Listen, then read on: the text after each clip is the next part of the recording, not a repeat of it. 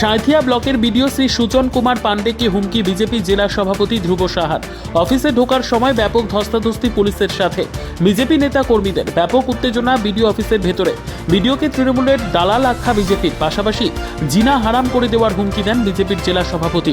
এমনকি ভিডিওর আরদারির সঙ্গে তীব্র বাগবিতণ্ডায় জড়ান ধ্রুব সাহা। শুক্রবার বীরভূমের সাঁইথিয়া ব্লকের অন্তর্গত আহমেদপুর বিডিও অফিসে বিজেপির আবাস যোজনার প্রতিবাদে বিক্ষোভ ও স্মারকলিপি কর্মসূচি ছিল।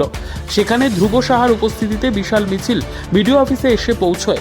সেখানেই পুলিশের পক্ষ থেকে কড়া নিরাপত্তার ব্যবস্থা করা হয়। প্রথমে সেখানে বিজেপি কর্মীদের সঙ্গে পুলিশের ব্যাপক ধস্তাধস্তি হয়। পরে বিডিও অফিসের সামনে অবস্থান বিক্ষোভ করেন বিজেপি। পরবর্তীতে বিজেপির জেলা সভাপতি ধ্রুব সাহা সহ একগুচ্ছ নেতা বিডিও অফিসে আসেন। সেখানেই বিডিওর সঙ্গে তীব্র বচসা বাঁধে ধ্রুব সাহা এবং জেলা সাধারণ সম্পাদক শ্যামসুন্দর গড়াইয়ের। সেখানেই বিডিওর টেবিল চাপড়ে ধ্রুব সাহা বিডিওকে হুমকি দেন। তিনি বলেন, আপনার জিনা হারাম করে দেব। পাশাপাশি বিডিওকে তৃণমূলের দালাল বলেও কটাক্ষ করেন। দেখুন, এই বিডিও অফিস তৃণমূলের দলীয় কার্যালয়ে রূপান্তরিত হয়েছিল।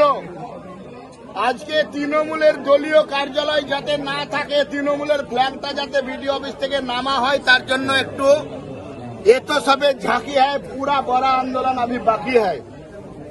তাই আজকে ঝাঁকি দিতে বিডিও সাহেবের কাছে এসেছিলাম। গরিব প্রান্তিক খেটে খাওয়া মজদুর মেহনতি মানুষ, যারা খড়ের চালের নিচে বাস করে, যারা তিরপলের নিচে বাস করে, যারা মাটির ঘরে বাস করে, তাদের জন্য লড়াই আন্দোলন করতে বিডিও সাহেবের কাছে এসে আজকে 2225 জনের তালিকা, যে হতদরিদ্র গরিব মেহনতি মজদুর মানুষ, তাদের বাড়ি দিতে হবে, তাই বলার জন্য এসেছিলাম।